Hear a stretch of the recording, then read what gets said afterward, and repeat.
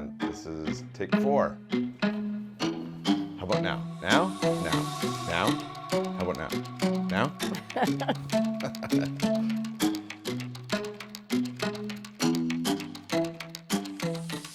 Hi, and welcome to today's A-List, where I am joined by stunt coordinator, stunt performer, and person extraordinary, Kathy Hubble. How's it going? Nice to see you, Matt. Again. Likewise. I think the last time we saw each other was at a stunt workshop. Yeah, where you were beating me up. I was not beating you up. Well, I've just recovered, just so everybody You were knows. on the ground and I was showing you a certain technique for a hold down. That was good. That was a fun workshop. That was super fun. It was. We got to do it again. Speaking of workshops and beating people up, when did your journey into martial arts start? Martial arts was, I was 7 when I was watching my brothers in judo at practice every single night from about 5 and then 6 and then 7. I was watching them for 3 years, and they got to be able to get graded to yellow and orange and green belt, and I had to watch because judo for women, for girls at that time, they wouldn't allow in the club anybody. It had to be 8 and up. And finally, at about 7.5, the sensei said, okay, she can come on the mat. And I was like, oh, thank God. And I raced out there. My brothers stopped at green belt, and I went through to black belt. And it became my life. Judo became my life. Wow. How old were you when you got your black belt? So I was just turning 16. So a number of years ago. Yeah, too many years ago. 16, that's a fairly young age. Was it unprecedented? Or? No, not unprecedented. You can earn your black belt at 16 in judo. It was But for a few women, months. like, were you one of the first females, or? No, not really. There had been females before that had achieved that, but for in Canada maybe. But for sure, it was a few months shy of my 16th birthday, so that was what we called an early bloomer. I had to apply for claws and everything, but I had been traveling by that time around the world with Judo Canada with the team for many years at that point because I won the senior nationals when I was 14. So because I was a brown belt and possibly beating a lot of the people on the world stage is why they had to apply for the early bloomer clause for me to get my black belt early. Wow. So, but it was great. It became my life at, like I say, 14 when I won the senior Canadian nationals. And then I just traveled around the world with Team Canada and the women's team. And we weren't an Olympic official sport yet. Women's judo hadn't been inducted into the Olympics yet at that point. So the highest we could go was World Championships, of which I went to 2 of them. And but yeah, waking up in a different country every month and being sent to Paris to train for a number of months and then sent to the Kodokan in Japan for a number of months to train. It basically was my whole teenage life. So that's wild. So I'm time. guessing school studies looked a little bit different. For sure. Yeah. It was I had a tutor a lot of the time, but also in and out of school, so tried to keep my grades up best I could. But grade 11 and grade 12 was kind of the turning point year because they wanted at that point to put women's judo into the Olympics. So there's a chance that I was going to be, and I got put on the Olympic track at that point to train for. And that's when they sent me to Paris for 3, because at that time women's judo in the world, Team France had the best women's judo in the world. So they sent me to this sport school, it's called INSEP, in Paris, and they just flung me out there at like 15 to stay with a whole bunch of the French women in the dormitories and get trained, which was excellent for my training for sure. But I felt like a bit of a fish out of water because I was so young basically and on my own and being sent to these foreign lands to train, and appreciative of it for sure. But I think that's why I quit judo early. I got burned out from traveling with the team, from competing every month on the world stage at that high level, as well as having to cut weight for every single competition. And because I won the senior Canadians at a weight that was much too low for my natural weight division that I should have been in, but then you get points. So once you get points on the Canadian national team, you want to retain your points, so you can retain basically your Olympic status and get the trips still and still get to the qualifiers, etc. So it's like a carrot being dangled. Also, there was already another girl in the next division up, so I was kind of forced to be in that weight division. And then as I developed as a girl, which we do as a teenager, it became harder and harder and harder to make weight. And that division, because it was probably a natural 25 pounds below where I should have been, I was always cutting for every competition. There'd be me in whatever hotel in a, international competition hotel room, just with my 2 sauna bags on and running on the spot. There's not a lot of places you can just grab a gym and, hit the bike or whatever. So I'd be like running on the spot or up and down the hotel hallways in my double sauna suit, with the sweats on top and trying to cut those last like 6 pounds. And everybody did it though. So it wasn't like you could just, the idea is to cut weight, to go to a lower weight division is so you can have an advantage over your opponent when you step out on the mats because you're going to be a much higher weight. But if everybody does it, then nobody has an advantage.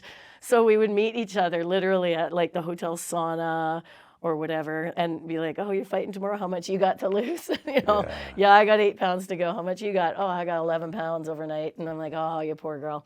And then, standing in the lineup naked for the weigh-ins, you'd be cutting your hair, you'd be spitting in a cup. You've already dehydrated and you've already cut off all the weight you possibly can by eating the boiled chicken and the salads for the 2 months or whatever prior. Plus then you've dehydrated for 2 days, cut off all your liquid intake. And then now you're in the lineup waiting for weigh-in. If you don't make weight, it's like our association anyway, you're banned from the association for 2 years, you get a $10,000 fine, plus you have to pay your airfare back from the country that you're in. You're shunned basically, so you make weight no matter what. So that's why you see the girls, well, and the guys, I'm sure, spitting in a cup and getting that last ounce of little liquid, blowing the nose, cutting the hair and to make that weight. So that was my teenage life, from about 14 to 18. And living that life was tough and it burned me out. And so I quit by 19. Wow. Quit the sport completely. Burned my gis. Yeah. Oh, burned out and burned out. Yeah, completely. It was I was done. I never wanted to do judo for the rest of my life when I retired from judo. And so judo's not the only thing that you practice. You have some other martial arts as well. And judo is back in your life. Yes, correct? in a big way. So walk me through a little bit of where other martial arts came in and where judo sort of you guys mended the relationship. Well, we could have, mending of the relationship, I guess is what you could say. Me and judo, I mean, it was like I say, at 19, I was almost 20. I said, that's it. I'm never going to do the sport again. It's ruined my life. Of course, as a dramatic teenager, you think anything ruins your life. But I had missed out on, I had never eaten pizza or McDonald's or, hadn't had a sleepover, all those things that teenager might have done. Oh, I made up for it, don't worry. I hadn't had a drop of alcohol at this point, so I made up for it after retiring from judo. Then I did all the fun things in life after that.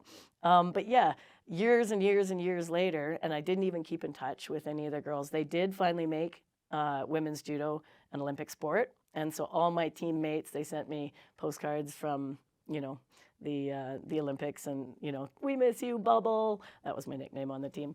And but I just didn't respond. I was my hate relationship with judo was so strong at that time. But it was one of those things that always in my life, it kind of, in the back of my mind, I fell short, because I didn't stay for the Olympics. When they finally got it into the Olympics, I wasn't there. So, and I would have been. So all the Olympic girls, everybody from Team Canada, anybody who had competed and traveled in the 80s, we call ourselves the 80s ladies, had a reunion coming up. And finally, I'm like, okay, I'll answer the email, and I'll talk to my good friend Sandra. I loved her so much. Lizard, we all had nicknames. Contacted me and she's like, yeah, come on, Bubble. We're getting together, all the girls, all the 80s ladies, all the Olympic team girls, let's go. And I was like, by this time it had been mended fences 23 years later, so I can probably talk to somebody again. So this is early 2000s? This was 2011, 12, yeah. So up to 2011, you didn't touch zero judo? Contact, yeah. And, zero contact, but you also weren't practicing any judo? Nope, not at all. Wow. I did find a gi again, and I put on a couple of judo demonstrations when I was asked from some various Japanese Cultural Center and some things like that. And then I actually moved to Japan after I quit judo at 19. And so because I was somewhat well known a little bit, I did put on a gi that they had at the dojo for me and did a judo demonstration for that place in Japan where I was staying. Other than that, not much. And then 2011-12 is when I got contacted about the girls' reunion, and I'm like, okay, that sounds fun. I better get back in shape. So I like hit the gym hard, getting ready for this reunion. And it was just a fun reunion. We weren't actually doing judo or anything. It was, we all brought our gis in case, but we ended up just doing silly games in the pool and all kinds of fun things all weekend long. But we had a like photo at the end of us all in our gis, and it was pretty cool with the 20-year lapse, all the 80s ladies, you know, and all of us sitting there together again. And it warmed my heart about seeing all these ladies again. And it was a love relationship again. I wanted to go full on into judo again. And I found the local club, literally, you know, yellow pages, you know, Google, okay, where's my local club here in Kelowna? I was living in Kelowna now by this time. And found a Lake Country Judo Club that I knew a name. I'm like, oh, I know. It's the son of the guy I used to know, but he's running the dojo there, so I'm going to contact him. And he's like, oh, my God, the legend. Kathy Hubble, are you coming out? Can you run a practice? I'm like, Keith, I actually don't remember how to tie my belt, so no. So please, can I just be a guest? And he's like, yeah, that'd be great. Come on back. And then that was it. I stepped on the tatami, and I was fully back in love with judo again. And this time now, like, it's for me, right? It's not for coach, it's not for Team Canada, it's not for parents, it's not for anything. It's just for me and my love of judo as the sport. And so I ended up just going full tilt back into judo. I actually took over the head sensei job at Kelowna Judo Club, brought their membership up, had a great time dealing with all the instructors there. They're amazing. And we had such a good time traveling around, just locally, you know, and now I'm coaching kids doing this, right? So it was fun, and it was for me. And then I got the bug about halfway through that year, and I want to compete again because I watched all the kids compete. And so they had, by this time, Masters Judo. And I'm like, well, what's the next Masters Judo big competition I can enter? Oh, it's World Championships in Abu Dhabi in November. And this was like January, and I'm like, oh, I should make that my comeback tournament. So I literally started cutting weight again, like an idiot. I just go right back into the habit.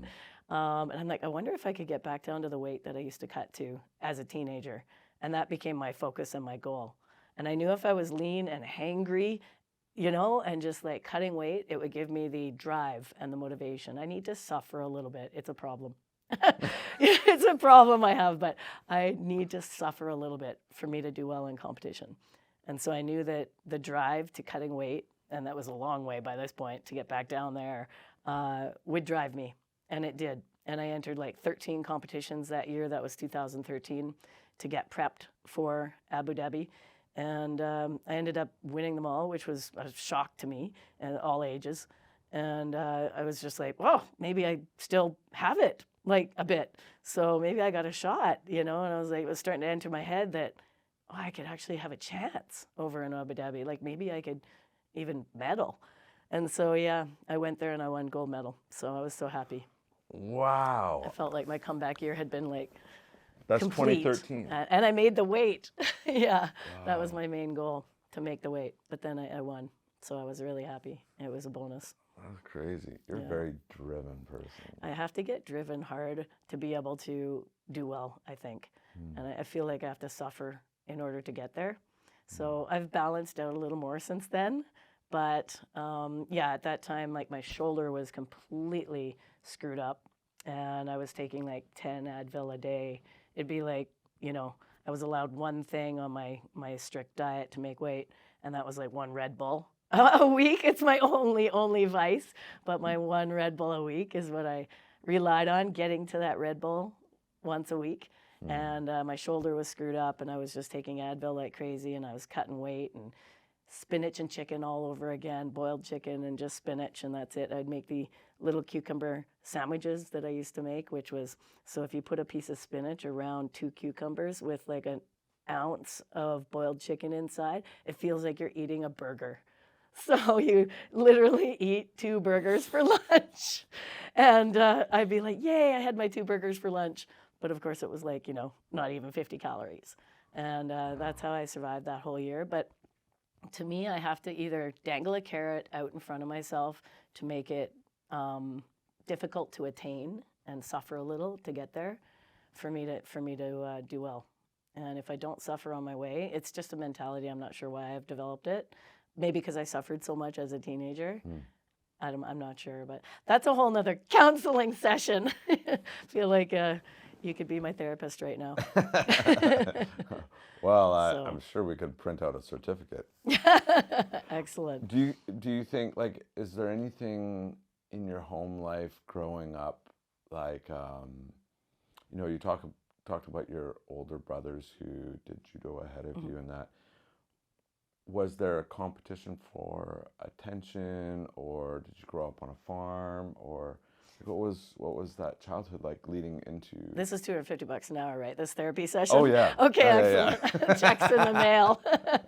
Yeah, there probably was a lot of that, exactly. My two brothers were often pretty, like older brothers should be, bullyish. And they would, slam my head through the wall or pink belly me. One would hold me down, the other would play the pink belly game on me, and all those things that were little sister, big bully on top of little sister type things, which brothers should do, and made me tough. And I could not wait to join judo, I think, so badly, because of that. I wanted to be able to beat up my brothers on the mat, and I did. I'm eventually able to beat up my brothers on the mat. And I think there's a lot of that. Not father issues or anything, but probably brother issues that got me into this mentality. And I've always kind of just been that scrappy, tough, I got to get out from under type of mentality. And yeah, so that's probably why I joined judo and probably why I came back to it. I was in that place in my life. I wasn't sure what I was going to be doing. Had just moved to the Okanagan here. And was floating along, had a baby, had my life like I had wanted it, happily married with a kid. I had done my motorcycle racing career like I had wanted to. I had started my stunt career like I had wanted to. I'd had a whole nother life. I never would have gotten into stunts or this business, had I not quit judo, And so there was a reason that I quit judo and didn't go to the Olympics and did all of this 20 years worth of the life I wanted. And then coming back to judo, it felt full circle because now I could complete that goal, kind of thing. And but you asked me about the other martial arts. I digress. I screwed up my shoulder so bad by the time that I hit Abu Dhabi, I was just like 15 Advil a day to get through it. Completed the competition, won the gold medal, completed my little full circle moment that I had internally set for myself, and then collapsed, like completely just disintegrated. My shoulder was finally investigated, and yeah, it was torn in so many places inside there, and I had to get surgery right away. So while I'm off for a year after the surgery rehab, I discovered jiu-jitsu, and that was something I could do with one arm, and it doesn't have the impact like judo has. I don't have to throw people or be thrown over and over. So jiu-jitsu entered my life right during that shoulder surgery, 2013. I discovered it, but 2014 is when I got into it. And I full-on went back into jiu-jitsu instead of judo when I returned after rehab. And that was my new sport to compete for now, because they have all kinds of divisions in jiu-jitsu. You can fight in the white belt division, you can fight in the up 30 and up, you can fight in the 40 and up, you can fight in the, white and blue belt division. Every tournament has a different rule set. It's a wild, wild west of martial arts. Yeah. So I was like, this is fantastic. It's such a casual atmosphere, and nobody cares who I am or what I'm doing. And I was anonymous completely in it, somewhat. I mean, they'd get me to do judo seminars here and there for sure. But I mean, I got to just like roll around on the ground, and it was zero impact. And it was not, I wouldn't say easy, because it was such a chess match to learn every little move, and it's completely different than judo. So it's certainly not easy, but it was certainly easier on my body at the time. So it was exactly what I needed. And now that's what I compete in full time now. Yeah, it's my newfound love. Yeah. You're a jiu-jitsu guy. Yeah, well, from the days. Yeah. The pioneering days. And probably, I came from a stand-up full contact background, and getting older as one does, I was first introduced to jiu-jitsu just over 20 years ago, and it did end up becoming my default in terms of preservation of body and that. But me aside, So before we No, get into I'd stunts, love to hear about your pioneering days. well, We'll compare we'll have notes to chat later in, for in sure. the green room. You're the one. Yeah, you showed up in a gi. I didn't. Yeah, well, So- that's just gimmicky. That's That's what- awesome. I should have totally. I wear my gi everywhere else 90% of the day, so I didn't today. Wow, you look fantastic. Later, so. we will have a match. A Oh, no-gi wait, match. what? After listening to that pedigree, no thank you. Yeah, but I'm mean- old now, so Okay. you can take me all day long. And I'm not. Yeah, yeah, Right. right. You'll be able to take. I'll show you a couple things. You'll be able to throw me. Oh, yeah, good. Please, 100%. please, give me the kryptonite. You betcha. So I will get in trouble if I don't bring this up. Motorcycle racing career. What was that, and what got you into there? Yeah, so I mean, my stepfather, who kind of raised me from age 6, was really into bikes, had like 13 bikes when our family met him. And I was like, this is the coolest guy ever. He was the greatest stepfather in the world to be brought up by, because he had bikes all the time. He was like super active. I don't know where my mom found him, because he was like the best gem to bring into our family. I'm not sure how he could handle the 2 teenage boys and young. At this point, I was 6 or 7 years old, and I was a tyrant as well. But he did. And I just love him. Don Hubble is his name. He's passed away now in a mid-air collision. That's another whole story. Shout out Yeah, Don. and I got him into flying because, yeah. Anyway, that's another whole story. But he was the best person in my life, the biggest influence in my life for sure, growing up. And he always had bikes, and I wanted to get a bike. And he's like, well, you save up your paper route money or whatever you got to do. You know, I'm not buying one for you, which was awesome. He instilled that in me, and literally did save up the paper route money and bought this piece of Keystone mini bike. It was, lawnmower engine. Yeah. Yeah, the old lawnmower engine motorcycle, right? So little 50cc something or other lawnmower engine thing. And of course, it was a pile of junk because I paid $60 for it. And it first run out on it, getting shown how to ride a bike.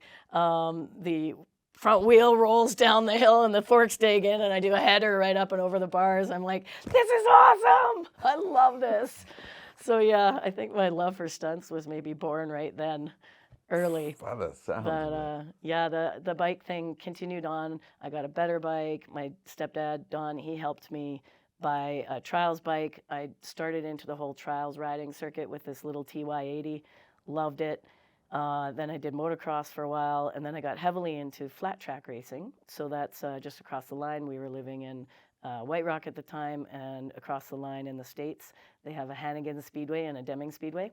And flat track racing is like a quarter pack, hard pack dirt oval, quarter mile. Yeah, and you just go fast, turn left. And you have a hot shoe on top of your motocross boot. You know what I'm talking about, Yeah, right? I do. Yeah, I so used to go down fast. to that track and No watch. way! Yeah, At yeah, Hannigan yeah. Speedway? Yes, yeah. On the Friday and and watch Saturday nights? the trophy car, like with the The sprint cars? yeah. I did that as well for like 5 years. Yeah, season champion at Hannigan. That's in sprint car racing. What years? Just curious. 'cause I Yeah, might yeah. have- Which one? Sprint car racing or motorcycle racing? So Either one. I'm just. Yeah, yeah. I could tell you when I was down there watching. okay, My, yeah. my watching years would have been early '90s until I moved up here. So Yeah, so I would have early been 90s to motorcycle racing 2002. still in the early 90s. yeah, I was in the 250 because you get a class. mix through the night, right? Yep. Like you wouldn't just see cars; you get to see the. Yep, and the- we'd alternate nights sometimes. It would be Friday night, the motorcycles, and Saturday night, the sprint cars, that type of thing. But I ended up doing both. But yeah, my love for bikes was way back from little kid. And I just always wanted to race. And my dad and my brother ended up sidecar racing at Westwood. I don't know if you remember Westwood, but it was the greatest track of all time. It was in Port Coquitlam. It's now all condos. But it's kind of cool when you go back to that condo complex. They call it Deer's Leap and Turn 1. Like all the streets are wow, named no after. Yeah, they're named after the old Westwood Oh, track, wow. which is awesome. I mean, I grew up in Mission Raceway. Yeah, but- yeah, that was That's this was great. prior That's to the quarter mile. Mission Okay. Raceway time. But it was a great track, and so I always wanted to race there. But again, I was too young. I wasn't allowed to motorcycle road race yet. So I went across the line and did the flat track racing. And it was every Friday, almost every second Saturday as well. And they give you these big ass trophies that were bigger than me. I just thought it was the coolest thing ever. I was like, take my trophy home. That's all I cared about, was trying to win the trophy next Friday night, you know. And flat track racing became my life for a long time, until like judo took over, and then basically Team Canada was telling me, no, you have to quit. So flat track racing was before you were a teen and Yeah. into judo doing that. Yeah, so I was like 80cc class, 60cc class. I got into the 125cc class, was winning season championships. It was so much fun. I loved it. And judo at the same time, but then judo basically took over my life. And about 14, like when I won that senior Canadian nationals, they made me quit. They said, you have to make a choice. We're putting a lot of money into you, sending you around the world. And, you know, you're on this, you're a carded athlete. You know, you can't just be crashing on a Friday night, and then, you know, our money is not well spent. So it made sense, and I had to make a choice, and it was hard. But by about, I guess it was 16 or 17 when I had to get really serious about it, I had to stop. So by that time, I had flat track raced, I had road raced at Westwood. I was just on my first season at Westwood, and I won the season championship, you know, in the just little 250cc class. But still, I was excited. And then Team Canada and the coaches said, you know, you got to give this up. So that was, I think by the time I hit, you know, 19 and a half and I was burned out from judo, that was always in the back of my mind that, you know, this sport made me quit motorcycle racing. I'm so upset. I want to just pursue motorcycle racing after. And so that was... You went back to it. I went back to it. And that's when I sort of made my motorcycle racing career and started winning season championships and having fun with it. And at Mission as well. This is still flat track? No, I was motorcycle on road Mission, you would have been doing drag, right? No, they have road racing there as well. Yep.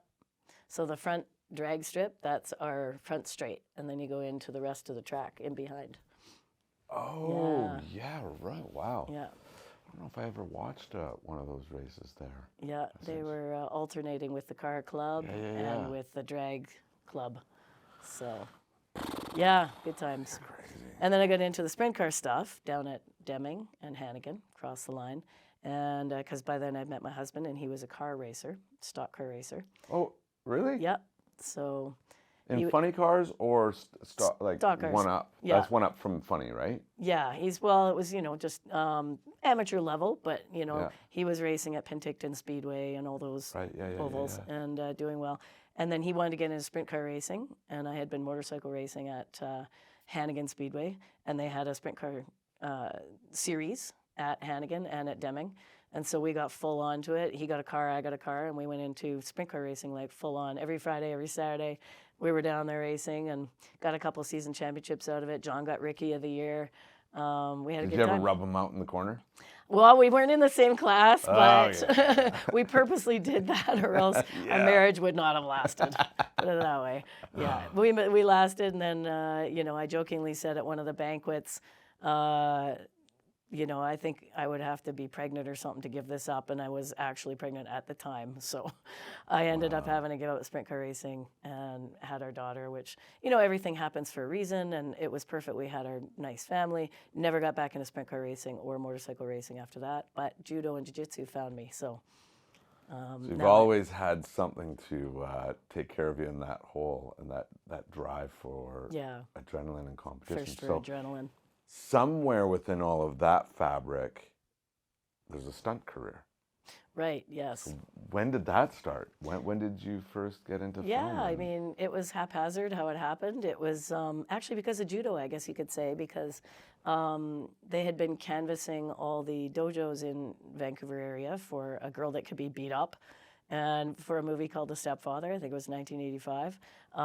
And basically, you know, the stepfather and the lead girl in the movie like beat up this girl, and I had to have like paint jars smashed on my head and my hair dragged down the hallway and just punch scenes, and you know, it was great. 3 days of fun. I got chosen. I was like, this is great. I get paid for this. You're young at this time. Yeah, I guess I was like 14 or something. Yeah. So I thought that was fun. And after seeing the paycheck too, I was like, well, this could be a career. It's amazing. But you kind of don't do anything with it, right? What do you do? And this was early to mid 80s in Vancouver in the film industry. So you don't know kind of how to do it, except I had a stunt coordinator, good friend by this point, John Wardlow. He's kind of our pioneer in the stunts business. he and a number of others in the early into mid 80s kind of started the whole stunt industry in Vancouver. And John was one of the he's passed away just recently, actually, a few weeks ago. He was one of the nicest men and gave almost all of us our start and gave us our first stunt in the industry. And we owe a lot of gratitude to John Wardlow. He started Shout out off, to John Wardlow. Yeah. Rest in peace. Yeah, totally.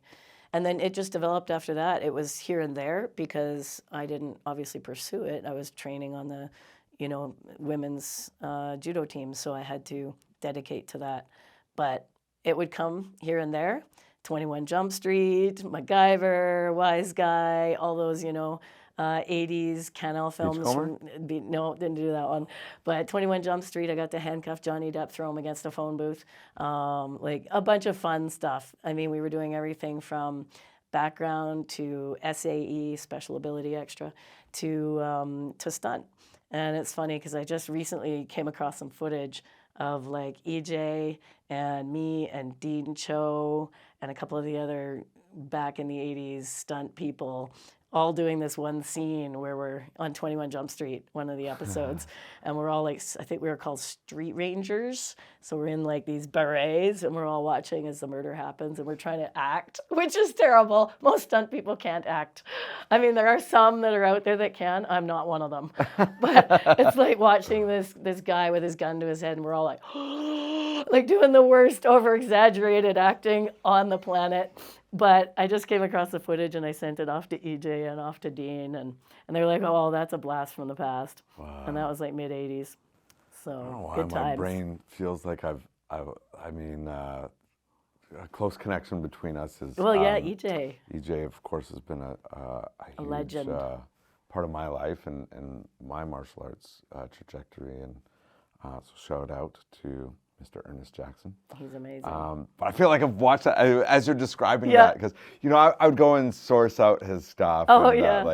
I was just as fascinated with film as I was, and that was the thing for me my whole life. So maybe I'll watched send you the it clip. early on. You I'll should. Send you the clip. Yeah. It's so funny. And maybe we will reference it in the episode. Oh my God, we'll too show funny. a little blip for That'd you folks. be good.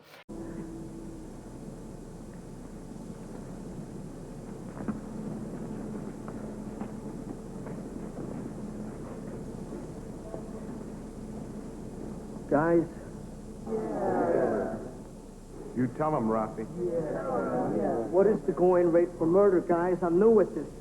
Life. Right.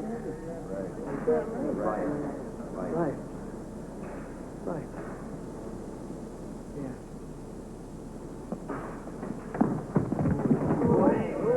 You're out of order, mutiny! My brother died because of you, man. Because, look at me! Because of your greed.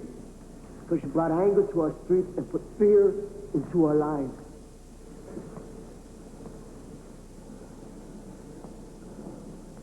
Yeah, and he was one of the good actors. His reactions were great. Mine were bad. I had the big fluffy 80s hair too, so you can't miss me. So bad. We'll look for it. Yeah. We'll hunt you down. Oh, great. What's been the scariest stunt that you've had to do? What's been the most intimidating? So I wouldn't say it was scary, but it was kind of the one that catapulted my career a little bit. So it was on Rumble in the Bronx with Jackie Chan. And like I said, in my teen years, kind of done on and off here and there, 21 Jump Street, MacGyver, Wise Guy, those kind of things, and then had never considered it ever as a career, or hadn't even considered it really, kind of thing. But when Rumble in the Bronx came along and they cast me as a motorcycle chick, I was like Blondie, the motorcycle chick. That's what it said in the script.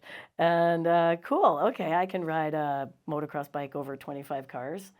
Yeah, I can do that. I had no idea. I mean, I had flat track raced and done motocross and trials riding all my life and everything, but you don't just bring out your car from the driveway and practice going over it with your bike. It's not something you practice. So I was like, yeah, I mean, I got enough skills I can probably pull that off. So I kind of said, yeah, let's go out and ride together and see how things go. So me and the other character, so the one that was going to be racing me in the scene was going to be Melissa Stubbs.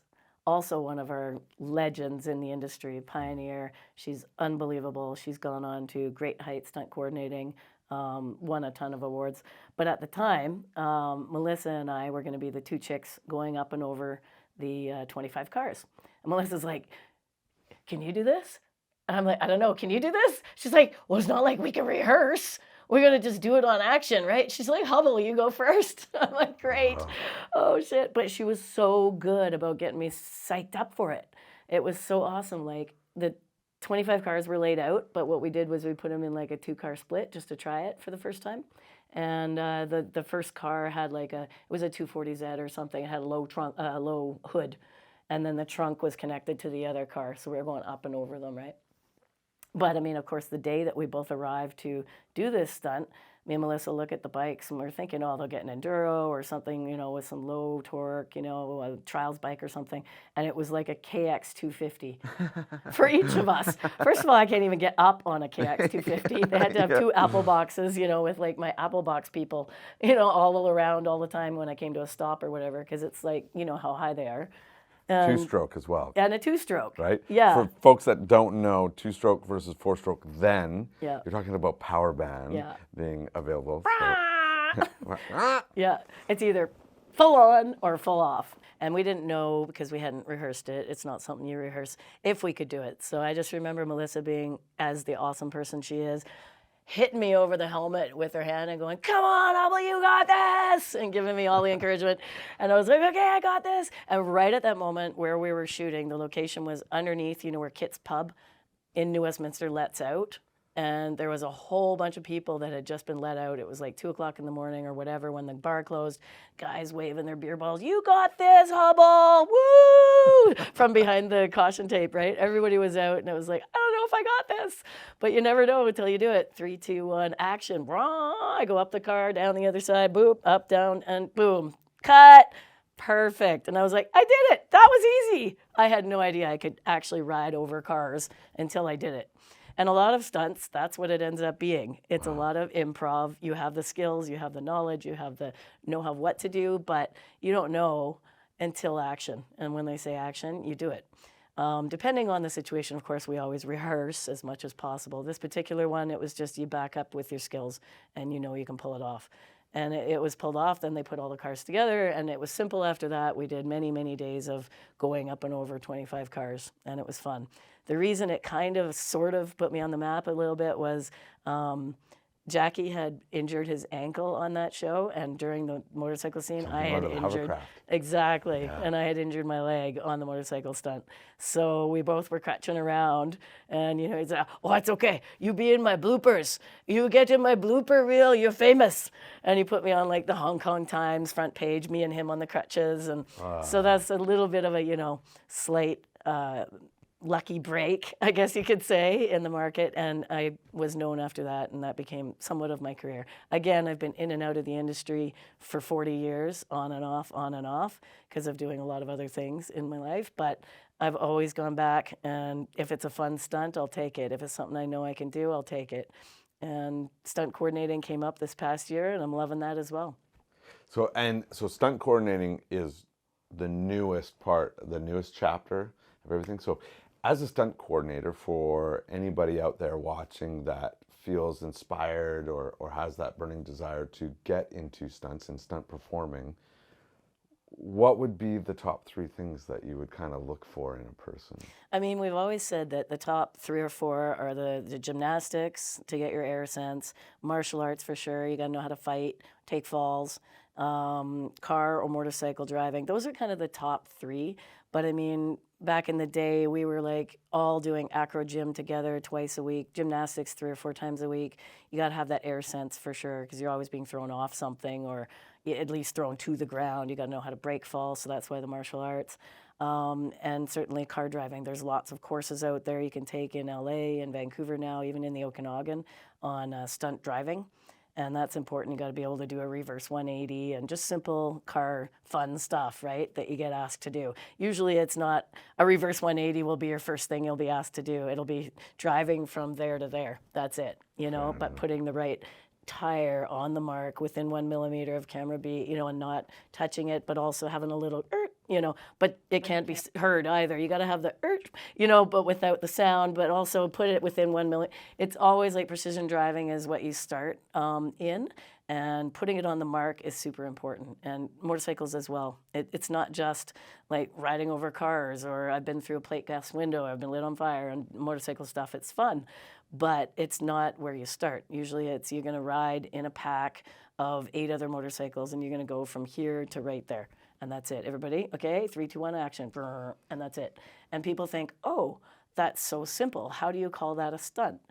But it is. It requires the focus and, all the motivation to get to the mark and put yourself on the mark where you're supposed to be, and not screw up the other 7 riders around you, as well as the actor that's doing the action right here, not cutting him off on his line. Whatever it is, there's a lot of other things that play into the factors of doing a stunt. And we've had tragedy, a lot of it, in our industry. And I'm not going to name a bunch of them right now, but it's usually the simple go from here to there on your bike, or I just need you to drive that car, from there to there. But there's an actor involved, or there's something that you have to do that's precision. And sometimes, like on a bike, for example, you get the whiskey throttle if you're not super experienced, even if you're a great rider. But maybe you're not experienced on set and you didn't know that's where you're supposed to go, or you whiskey throttle through the shot, or hit someone, or you fall off, or, so there's a lot of things that surround putting together a stunt that people don't see from behind. And you just had to walk? What? That's a stunt? But maybe, right, there was a guy being lit on fire right there, and you had to be the person that walks through frame, or something. So you get paid to walk, but yet it's always something more than just that. So the stunts that I always say people should, or the skills that they should get good at, is gymnastics, parkour, any sort of air sense, trampoline, all of it. Motorcycles, cars, get really good at driving and riding, and martial arts. Got to really be good at fighting and hitting the ground hard, because that's a lot of what we do. I'm going to show you my cartwheel after. Awesome! I'd love it. Because, I've got, martial arts. Yeah, you're a 10 out of 10 cartwheel, right? Yeah, that's right. That's awesome. I can't wait to see it. Okay, so here's something I put every guest through. The apocalypse is coming. Oh. It's a weird apocalypse. It's this one where aliens come, they have something against our film industry, they wipe out every single movie ever made, except they've bestowed upon you, Kathy Hubble, to preserve 5. You get 5 movies that will live on forever, but you only have 10 seconds to choose those 5. So cue the music, and here we go. Off the top of your head, you got to give us 5, otherwise the world will be angry with you. Oh man, okay. Rocky 1, 2, 3, 4, 5. Done. That's easy for me. Not Rumble all in the the Bronx. Creeds. I'm so sorry, Jackie. I'm sorry, Jackie. I love you too. Oh, that's but great. Creed as well. Put those in there. I love a Creed, comeback story. Yeah. All That's the great. Rockies. They're Well- great. They're formula, but they work.